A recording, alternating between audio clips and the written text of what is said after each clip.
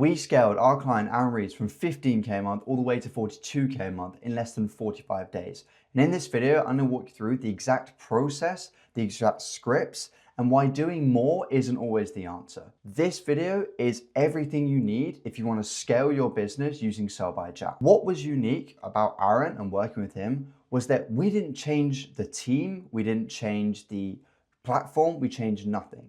All we did was we made the process more efficient, and we made sure that the qualifying criteria was better. Here is exactly what we did in the first 5 days to build momentum. So just to give you a bit of context, Sell by Chat is turning LinkedIn DMs into a booked meeting. That's it. Nothing about the conversion after. It is purely about the Sell by Chat itself. And so one of the most important things is going with a conversation through the stages. And what I mean by that is opening up a conversation, qualifying them properly, and getting them to the book meeting. Because at the end of the day, you don't want to spend time with people who aren't going to buy, are not interested in, don't even have a need. What do? Well, we implemented 2 rules. The first one was working backwards. And I know it sounds counterintuitive, but we trained the setters to go backwards from call booked all the way to the new opens. So in most sales roles, they tell you to kind of start with opening conversations at the beginning of the day, trying to build up the momentum. We actually said work backwards. Sales is all about momentum. It's about having that good feeling in the morning and making sure that you're motivated. And a way of doing that is working backwards. You go to the people who are the furthest through the pipeline and are the lowest hanging fruit. So we would work backwards from the people who'd booked a call the day before, just making sure they're okay, increasing the shot rate by sending them a message. And then we work back to call proposed. People that we thought, hey, we can help them, they have a need, and so we proposed a call to them. That's who we go to next. And the cool thing about doing this is you could start your day with already 2, 3 booked meetings, and so it gives you that incentive, that drive to push through the day and open more conversations later. We then worked backwards to qualifying. So these are the people who we're asking them questions, we're seeing if they'd be a good fit, and then we're all the way back to opening. Opening those new conversations, initiating the first start of the DM sequence, and making sure there's enough people entering the funnel, but there's also enough people exiting. The worst thing that I see in Sell by Chat is there's this obsession with getting as many people into the pipeline as possible. What tends to happen is it gets blocked and people stop progressing the conversations in the middle of the funnel and the bottom of the funnel. So that is why in our process, we work backwards to stop that from happening. The other thing is one message, one job. The worst thing is when you send a message and there's like 3 question marks in the message. And what ends up happening is the prospect looks at it, they read it, and they leave because it's too complex. Humans love simplicity. And if you can give them a simple DM conversation or thread to reply to, they will reply. It's like when your friend sends you like a massive paragraph venting about whatever happened, maybe they hate their job, maybe they broke up, whatever. The point is, you probably see that massive paragraph or you see like a 5-minute voice note and you're like, I'll get back to that later. Same thing here. If you send too much in the message and you don't keep that one message on one topic, you tend to put the person off and they don't tend to reply. You want to lower the resistance to reply every single time. So what else did we focus on? So the most important thing when it comes to Sell by Chat is speed. And I know everyone says it's volume, that's actually second, but speed is really important. If you see that someone's just replied to your message, jump in immediately. They're online, they're warm, and if you can get a live conversation going, the percentage likelihood of that person converting into a meeting significantly increases. So how do you do that? There are 5 ways on LinkedIn to initiate a conversation and activate these live conversations. One of the first ways is people who've sent you a connection request, and that's the warmest. That's someone who's like, hey, I want to connect with this person, it looks interesting, and then you accept it and you start a conversation that way. Second to that is someone who's engaged on your content. So it's in your content, either they liked it, they commented, they reposted it. You can initiate the conversation off the back of that too. Then there's people who viewed your profile. It's like just a little bit underneath. It's still an intent, it's just not as warm. But this is still good. It means they've looked at your profile, they've seen what you do, and they may be potentially interested. So you can initiate a conversation that way. Underneath that, and this is kind of, it is cold, but you have leverage. Because what we do is we send a message based on that person being a mutual connection of one of our best clients. And this works so well. It is literally like, imagine in your head right now, your best friend, think of their name. And if you didn't think of a name, then find your best friend. But imagine I then went up to you and I said, I know your best friend. Oh my God, like I've known them for a while. I've been working with them, like all this stuff. You'd be like, oh wow, I trust you now. Like, wow, you know them? That's amazing. I know them as well. They're one of my best friends. You see how immediately you would trust me because I know a person of influence, like key person of influence that you know. Same thing here. If you can go after people who are mutual connections of your best clients, initiating the conversation is a lot easier. And then lastly is cold outreach, so just completely cold. The next thing is volume, starting new conversations daily. Now LinkedIn, they've implemented a new rule where you can only send 20 to 25 connection requests a day. Reason is people are getting spammed, things like AI, all these different things. So that is a problem, but you can still initiate more with people in your network. So I typically say send 20 new connection requests a day and initiate another 20 who are already in your network. That is usually a good amount to start each day to get the momentum that you need. And finally, clean pipeline. Every chat is in the right stage. That is so important. On day one, we installed the system for tracking. Now there's a tool called Condo, which we use, or trycondo.com, I think it is. Have a look at it, use it. It's incredible. I can't tell you a tool better. I'm not affiliated in any way, shape or form. We just use it. It just allows you to track all your conversations in LinkedIn so you can see which stage they're at. On day two, we then built volume. Now, we did this mainly through content engagement. This client already had quite good content engagement on LinkedIn, so we're like, okay, let's leverage that first. And that is really important. You have to find the priority. You can't just dive in and go, okay, right, let's just try everything. Focus on the priority. If you've got good content engagement, start there. If you've got lots of people viewing your profile, start there. It's just finding what is the priority and who is likely to convert the fastest. Next, we then qualified properly. We implemented the rules. Now we use a framework called BANT. You may have heard of it if you're in sales, but essentially it stands for budget, authority, need, and timeline. That is the minimum amount of information you need to know about a prospect before booking them in. You need to know the budget, whether they have the authority to make the decision, whether they need to buy it now, their timeline, and whether they actually need it. That's why you need it. Day four, we then started proposing calls to people. So by this point, we'd already had a few live conversations. There was like a couple conversations happening in the DMs, and we said, okay, this is the time, let's start proposing some calls now. So we started on Monday, the first call was booked on Thursday. That's how quickly this could happen if you do it right. And then on day five, we reduced no-shows. So this is things like confirming the booking. And if you have a closer in your company, it's introducing them to the closer in a group chat in LinkedIn. I can't tell you how well that works. The other thing is sending them a VSL. So you can send them something to binge on, something to watch prior. The reason you want to do this is we have a metric called TOC, which stands for time on content. If someone has a high time on content, they are more likely to convert. And so if you can continually increase this throughout the chat, the conversion rate goes through the roof. And that's what you want. The next thing we did was I've basically taken a chat, and here are some of the wins, but I've taken a chat and I've given you the exact DMs that we sent to this prospect and how they progress through the conversation. Just before we do that though, here is some of the wins that we had within the company. Now, we have this tradition that if you book a meeting, whether you use WhatsApp, whether you use Slack to communicate, whatever, you put a bell in the chat. And so here, when you see the bells, this means this person booked 4 meetings in one day. The bells stack throughout the day, it compounds. Same here. This person here booked 6 meetings in a day. This is how powerful this method is. And this was on the second week of working with them. The second week, they booked, well, one of the setters booked 7 meetings, the other one booked 6. And you want to have this culture, you want to have this competition. And of course now it just compounds and it compounds and it compounds. Because if you qualify correctly and you talk with someone in a manner that's respectable and that they enjoy the conversation, that compounding effect gets you all the way to booking 5 meetings a day, which is what I averaged as a setter myself. So what does this look like actually in practice? Now, This conversation here that I've broken down started from what's called a lead magnet.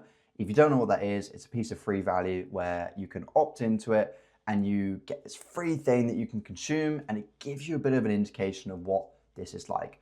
Now, this here that I'm showing you, this entire Sell by Chat playbook, you will be able to get below, and you'll be able to look at all of this, see the full breakdown, and be able to actually implement for yourself. Anyway, back to this. So it started from a lead magnet. We said, saw you request my LinkedIn frameworks a few months ago, Alex, would be great to connect so I can get them over to you. That was sent in a connection request. This person was cold. They'd opted in, but we weren't connected with them. The person came back and said, thanks, Aaron. I'm new full-time to SDR world, so trying to get as much good content as possible. I'm really impressed with what you share. Now, if we break this down, what actually happened was, it's just casual. You see how we haven't made it sound like email. We haven't gone, oh, best regards or kind regards at the bottom. We've just kept it casual. And that's what you want. You don't want it to be this like corporate language where it sounds like email, because it's not, it's DMs. It should sound like you're messaging a friend. We also made sure it was just low resistance. Like, hey, I just want to send it over to you. That's it. There's no like double entendre with that message. There's no double meaning to it. It is purely, we want to send it through to. So that's a low resistance to the reply. Next, we moved from vague interest to a specific outcome. So this is where we started to ask actual probing questions to identify the need. So bear in mind, I haven't taken the whole chat because we would be here forever. I've taken the key moments. So Aaron here sent, the SDR role is underrated. It teaches so many life skills and even helped me start my own business. That's why it's important that reps have a good foundation for all channels. For you, which channel would you like to see more results in, emails or DMs? Now, it's subtle and you may not have noticed, but notice how we're tying into the emotions. So like, which channel would you like to see more results in? We're looking at future clause, like what do you want to see? And this is how I always like to start a chat, because ultimately, if someone gets excited chatting to them, like, oh my God, I could achieve that, I could do that, they're more likely to continue. So if you can get the emotional buy-in at the beginning of the conversation, it goes a lot better. So they came out and said, yes, much better now, still stuck. Oh, this person was a little bit ill before this. They said, I'd like to see an improvement in both, to be honest. Email hits more people, as some people don't look at LinkedIn. So that's what they believe. And so this works because it creates stakes, aka the future, where they could be. And we don't focus on like surface metrics, which is really good. Lastly, and this is again very subtle, we use hints. So what I mean by that is, imagine you're in class, or cast your mind back to when you're in lesson in school, and the teacher asks you a question and you're struggling to answer it. You don't quite know what the answer is. And then the teacher starts giving you like hints. They're like, oh, so it's along these lines. Same thing here. So we give hints. So we said, which channel would you like to see more results in, emails or DMs? That means it goes down one thread that we want to take them. The reason is Aaron helps with emails and DMs. So you see how we haven't given them any leverage to take the conversation in a different direction, because we've given them a hint after the question or where we want to guide it. And if you imagine train tracks, we're just keeping them between the train tracks all the way through the conversation. You've got boundaries to it. Cool. When they came back and said, that makes sense. In that instance, it would be best if email and LinkedIn devs would bring in the meetings so you're not solely reliant on calls. So again, we're just tying into the pain points that we previously mentioned, just so I better understand what's the current volume of meetings booked from emails and DMs combined, and what would be the number that you'd be looking to get to. Notice the future. Where do you want to be? Not where are you now, where do you want to be? So, well, I mean, it's kind of both, but the point is you want them to say, oh, I really want to be here, because they're already seeing the dollar signs. They're like, oh my God, I can make it this much. That's what you want. So current is around 1 to 2 a month on average, so I would like to get to 5. Currently getting 3 meetings a month. Some have been higher, but that has been supplemented with some inbound, which is cool. So we are basically diagnosing their current state. And so we came back and said, outbound is where you get the predictable revenue, because it's all about what you can control.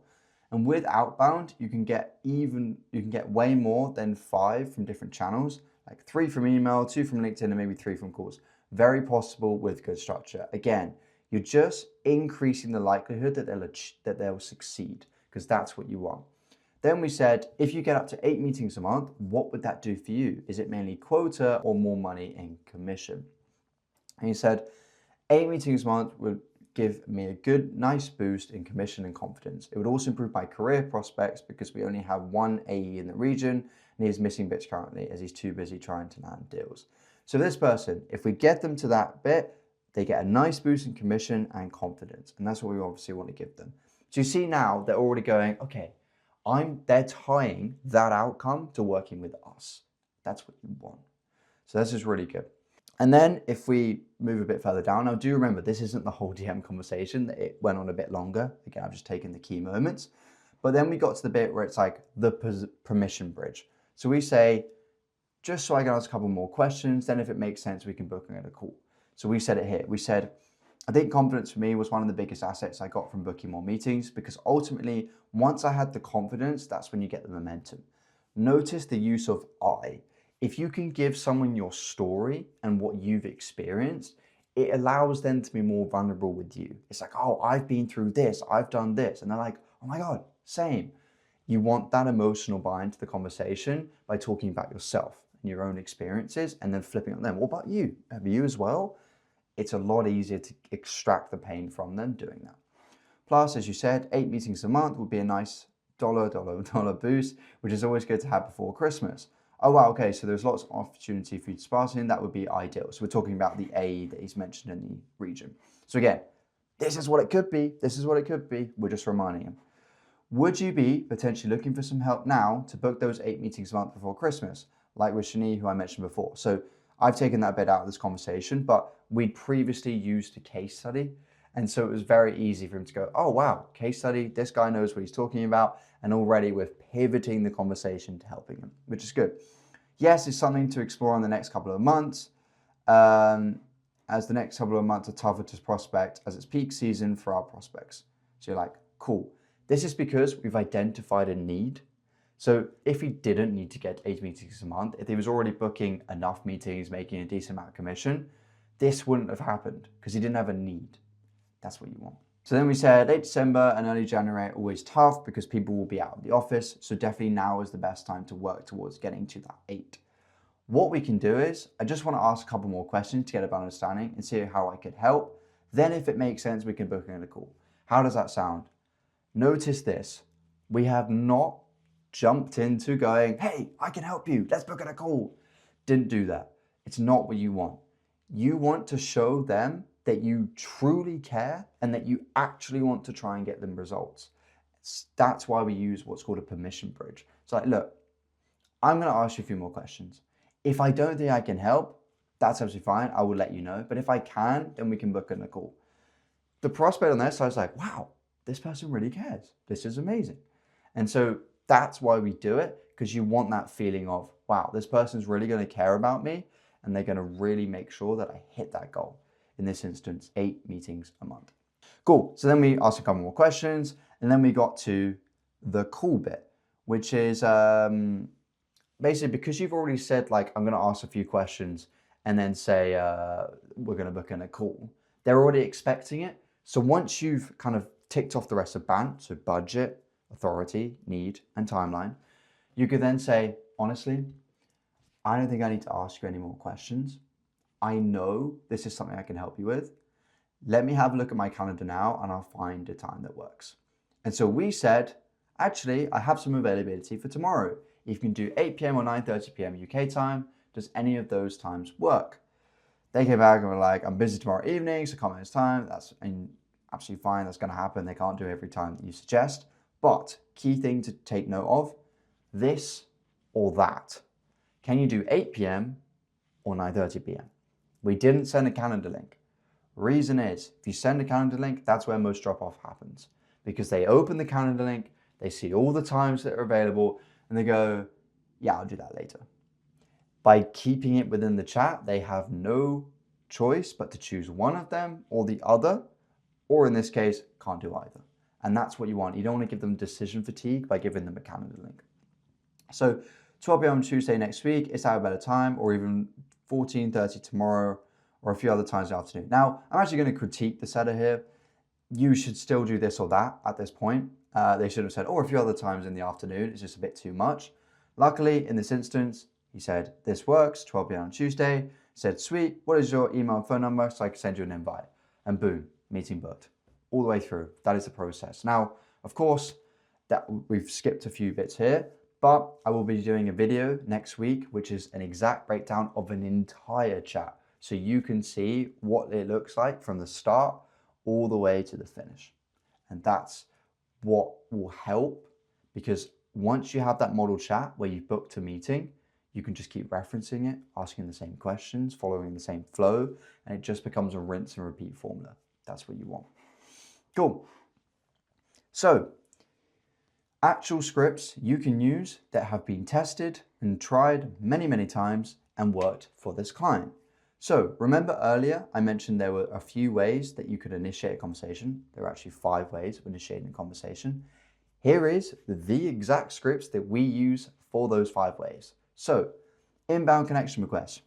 I appreciate you sending me a connection request. LinkedIn hates automations, lol. So I'm still trying to keep up with sending prospects my lead magnet name. Did you connect to receive it? If so, I can shoot it through to you. So in most instances, we do recommend to clients that they run lead magnets on LinkedIn. If you don't know what that is, look it up. But it's what I mentioned earlier, free piece of value that you can opt into and see what the service is like. In this instance, this client sent a lot of lead magnets to people. And so even if the person didn't opt in to a lead magnet, you can still send them this and they go, oh, I didn't actually, but I like that anyway. And then you start the conversation with a piece of value at the beginning, proving that you're someone worth listening to.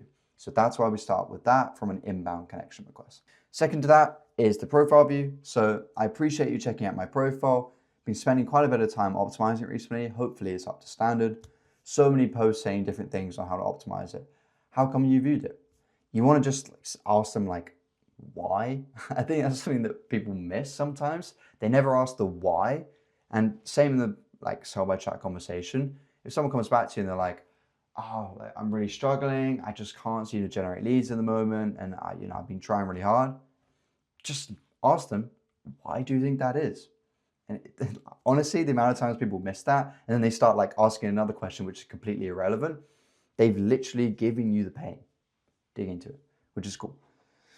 Then we have posts or likes. So say, hey, name, thanks for commenting on my post. I must admit, and then you reference something about the post. For example, if the post was about your birthday, for example, you could say, hey, name, thanks for commenting on my post. I must admit, I can't believe I've just turned 20. It doesn't feel real to me yet. I don't like going into the 20s this early, whatever, that's off the top of my head. What did you specifically like about it? I contemplated putting it out, to be honest. Again, it's this vulnerability thing. It's like, if you show vulnerability, they'll show vulnerability back. It's like, oh, look, I was really hesitant to put that out. Thank you for liking it, because I was debating whether to send it, put it out or not. So that's really good there. And then finally, this is what I was mentioning earlier about going after a mutual connection of your best client. So you say, hey, first name, one of my clients, reference the mutual connection, mentioned this in your content. Thought you might be someone worth connecting with directly. How did you get to know each other originally? You are banking on the trust that they have with that person. And that's what you want. And then with the qualifying, I mean, you can ask so many questions in qualifying. And if I'm honest, you shouldn't really have a script for qualifying. I know that's so counterintuitive, but most people will show you the pain if you talk to them long enough. And you just need to basically look at the message that they send and extract out of that message what you're going to dig into. It's the best way to do it. But anyway, here are a few that you could use. So how long has it been going on for? When problem happens, what's the typical result? What happens if this doesn't improve by deadline? That's just a few examples. Again, this will be available below. You can have a look at this for yourself. Then we have the permission bridge that I mentioned. So how to book the call. My advice, just a few more quick questions to clarify a couple of things. Then if it makes sense, I can lock you in for a call to talk it through in more detail. How does that sound? That is an example. And then I've literally already gone through this earlier, but that is my line that I say, I don't think I need to ask you any more questions, blah, blah, blah, let's book in a call. And then you propose 2 times, this or that time. Perfect. Then we have follow-ups that we actually used for this client to get replies when following up. The first one is if you've been having a live conversation with someone, and what I mean by that is, I don't see to have my phone here, but you're just typing with them, going back and forth, really quick succession. And so it's in sync communication. If they stop for even 5 minutes, you can go name, question mark? Because the thing is, you've been having a live conversation. It's weird if they clicked off the chat midway through. So you can use that as follow-up. Then I have a follow-up that I call pattern interrupt. It's basically just something really, really bizarre that someone would look at and be like, what is that? That's what you want to do, or the reaction that you want, because ultimately they'll reply. So an example, really successful, is, dude, I had dinner with a founder last night who mentioned the exact XYZ you brought up, made me think of you. By the way, did you get a chance to check out? And then that, by the way, at the end is just referencing back to what you previously said in the conversation. So you keep the flow. It's the pattern interrupt that gets the response. Now, don't make it up. Like, this is actually because the founder went to dinner with someone and they were mentioning, I think it was like, they were talking about the valuation of businesses, whatever it was. But my point is, this is just an example that you could use as a pattern interrupt. Because when has anyone sent you a follow-up saying, I had dinner with the founder last night? I doubt that someone has. And if they have, then they know about pattern interrupts. Third one is value drop. So I just had a really interesting chat with a client in the same niche. Now, of course, if you're chatting with your clients all the time, which you should be running a business, then you can use this one over and over because you're going to be chatting with clients quite often. And then say, I made a resource running through it. Would you like me to shoot it through? Really simple, really easy. You just want them to go, yes, I would like that. And because they've replied once, they will reply again. That's what you want. And then finally, we have the Hail Mary, as it's called, or closed loop, which is, should I part this for now? Happy to send the 2-minute video if it's helpful. I can close the loop so your inbox stays clean. If they don't reply after, I'd say 3 or 4 follow-ups, I'd push them out of the pipeline, wouldn't come back to them. You want to just prioritize people who are live or the people who are replying consistently. That's it. Don't waste your time with people who aren't. And then, again, I'm not going to go through the whole thing, again, because it will be below. But ultimately, this is the full sell-by chat operating system that we ran for the client, all the way from stage 1, opening the conversation, all the way down to following up. And this is just how to do it, exact examples that you can use. Everything is here. But I wanted to walk you through this process. I wanted to show you what we did for this client, because if you crack this, and you will with something like this, you will scale so quickly. I mean, that 15K to 42K in a month, or in less than 45 days, that happens. We lived it, we breathed it, and that client did 83K last month. That's how powerful this is if you get it right. And you have an advantage. Right now on LinkedIn, there are so many automations, AI, crappy templated messages being sent, that the bar is so low. I mean, so low. And so if you are human, you're genuine, you build up trust with someone, and you have a good conversation, they will book a meeting and they will reply, because it isn't templated. It's you speaking and being a genuine human. And you may have noticed it here, using things like all caps, using things like ... These little subtleties that suggest that it's you. And if someone comes by like, is this AI? Because you will get that, just because everyone's getting bombarded at the moment with AI. Send them a selfie. It's the fastest way to get over it. But I hope this has been helpful. I will be doing a full breakdown of a full sell-by chat very, very soon. So please look out for that. And again, if you want this, it's completely free. It will be in the description below. But I hope that has been helpful.